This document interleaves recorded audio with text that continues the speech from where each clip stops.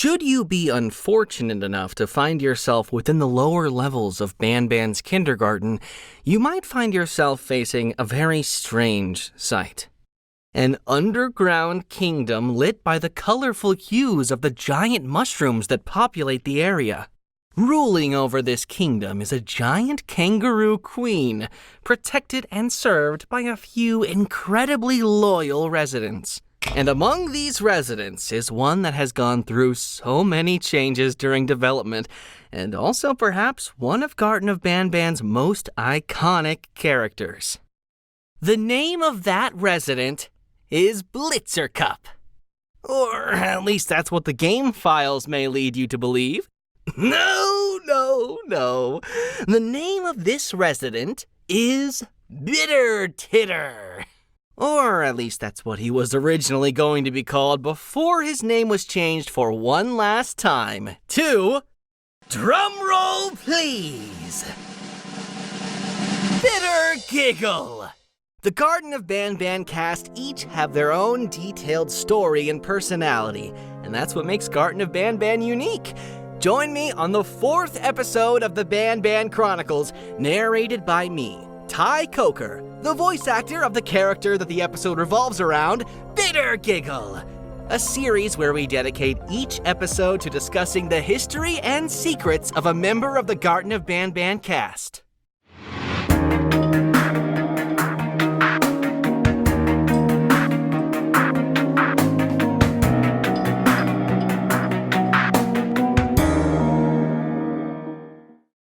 The ending of Garten of Banban 3 warns the player of a mysterious threat referred to as the Jester.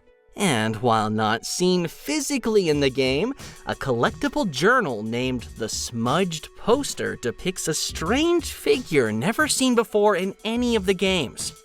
Which, at the time, many correctly theorized is this Jester that we are cautiously told not to let find us. This was the introduction to what would later become a major character in the franchise. This figure is tall and humanoid, but most strikingly, he was vertically split into two colors, purple and green.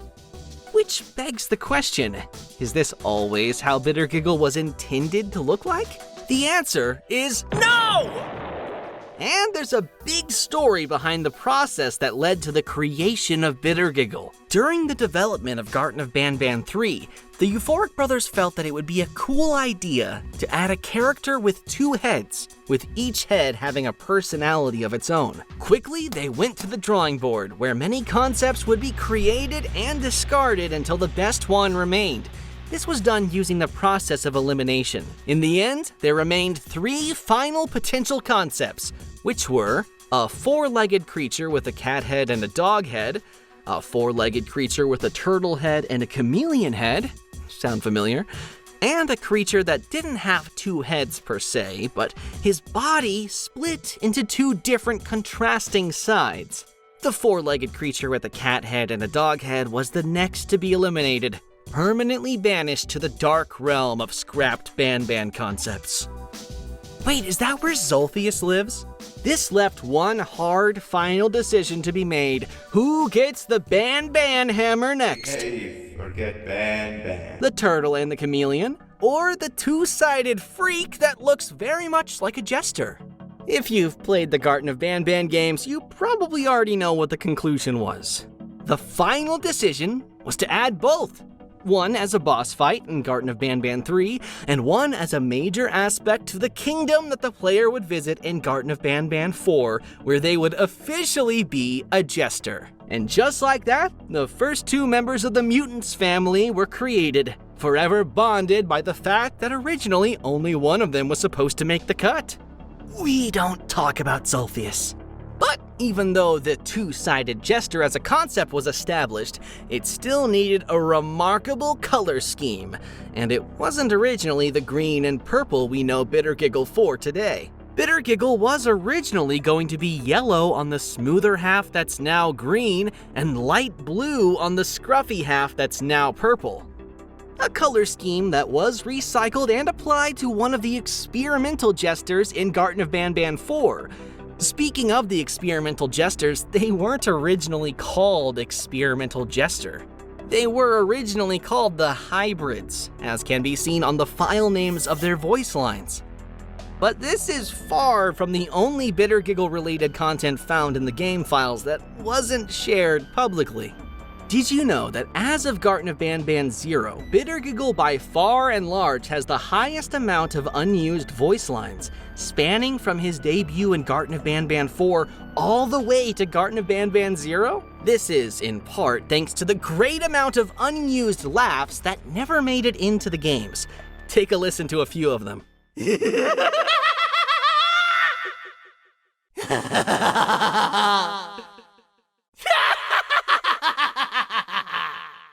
I remember back recording for Garten of Banban 4, I was workshopping the laugh, not 100% sure what the brothers wanted, so I gave them a huge variety of tones to pick from. Surprisingly, they ended up going with the higher-pitched laughs that are closer to how I laugh naturally, so that's fun.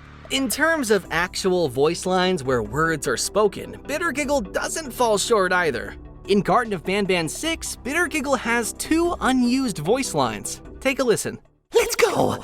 This is our only chance! Let's do this! I'll fix the levers down here, you cover me from up there! In Garten of Banban 7, during the rooftop chase sequence with the notified Bittergiggle, he was originally meant to intermittently scream random jokes that make absolutely no sense. Take a listen. What did the sheep say? A car! What do you call a leaf that sneezes? This had to be scrapped because it would have been difficult to listen to Bittergiggle as you were running away from him, so instead it was replaced entirely with crazed laughs. 2 of these crazed laughs also ended up being unused. Take a listen.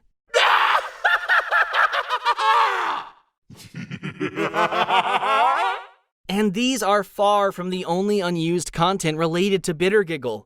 As with most other characters, Bittergiggle too remains part of many unused scripts and sequences, once again spanning from Garten of Banban 4 all the way to Garten of Banban 0. During the climax of Garten of Banban 4, the player witnesses Bittergiggle achieve his goal of making Queen Bouncelia laugh, but not before his massive pet Kittysaurus and a mutated Little Beak engage in an intense fight. This all takes place within the Queen's throne room. But what if I told you that this entire sequence was originally going to be very different from what it ended up being? Normally, the player gets trapped by Bittergiggle, escapes, and returns to the kingdom to find Sheriff Toadster has been knocked out and that Bittergiggle and Kittysaurus have infiltrated the throne room. Yeah, and chaos ensues from there. In the original version of the script, the player would return to the kingdom after escaping Bittergiggle's entrapment to find the entire kingdom in shambles. Glancing upwards, the player would see Sheriff Toadster and Little Beak hiding on an elevated platform, warning the player that Bittergiggle and his army have made their way into the kingdom. This army that they mentioned would have consisted of both Kittysaurus and Kamataki and Tamataki, instead of just Kittysaurus as it is in the final version. Bittergiggle, Kittysaurus, and Kamataki and Tamataki would then notice the player, the Sheriff, and Little Beak, and Kamataki and Tamataki would shoot their projectiles at Little Beak, causing the poor bird to, once again, fall into the Givanium barrel. It would then emerge as the mutated Little Beak, and would engage in a similar fight with both Kamataki and Tamataki and Kittysaurus. The Queen would then exit her throne room to check out the loud noise, only for Bittergiggle to climb on a higher platform, jump on her back, and scream his joke into her ear, causing her to laugh. You would then escape with Sheriff Toadster, leaving the chaos behind. This version of the script had to be altered because it felt too messy. Let us know in the comments below which version of the ending of Garten of Banban 4 you think was cooler. At a certain point in Garten of Banban 6, you are tasked with protecting Bittergiggle from the naughty ones from a high platform as he tries to fix the office door from a lower and darker part of the area. But what if I told you that this minigame was originally going to be completely different? The main thread of this sequence was originally not the naughty ones at all. Instead, it was a never-before-seen version of Sheriff Toadster, the notified Sheriff Toadster. From the safety of the upper, more lit area, you would control a light that would keep Bittergiggle safe as long as he stays within it as he navigated below. Except the notified sheriff would eagerly wait for Bittergiggle to stray too far from the light and snatch him, and then snatch you. Before the mechanics of this minigame could be developed further, the Euphoric brothers agreed that keeping the sheriff's fate unknown following the kidnapping of Banbaleena would make for a better narrative point. It would also take away much of the Naughty One's screen time, which needed to be established as a serious threat in the dark. And thus, the sequence was altered to what it is today, protecting Bittergiggle from hordes of giant leeches that despise the light. But what about scrapped sequences that are actually referenced in the game by Bittergiggle but are never shown? Well, we have the first example of that in Garten of Banban 0, where while tied to his bed, Bittergiggle mentions strong earthquakes that broke something in the room. They left me here tied to the bed, and with all these earthquakes, something broke. The tranquilizing gas is leaking. This line was in reference to a series of events that were scrapped from Garten of Banban 0, while every now and then a strong earthquake would shake everything and everyone, with characters commenting on it after it happens. These earthquakes were supposed to serve as foreshadowing for Ramamba, which would have been the source behind these earthquakes. However, since Ramamba was already contained in a cell, it would have been a little hard to believe that they can cause earthquakes that strong from that cell, so ultimately the earthquakes were scrapped altogether, leaving behind this little reference as an homage to what could have been. I'm actually recording this episode before Garten of Banban 0 drops, so this is actually the first that I've learned that the earthquakes had to be cut. So that's exciting. But wait, bear with me while I feed this hungry snake. Stay tuned for the next episode of the Banban Chronicles, where the secrets and history of another character will be revealed. Comment down below which character you want to learn more about next, and keep on Banbanning!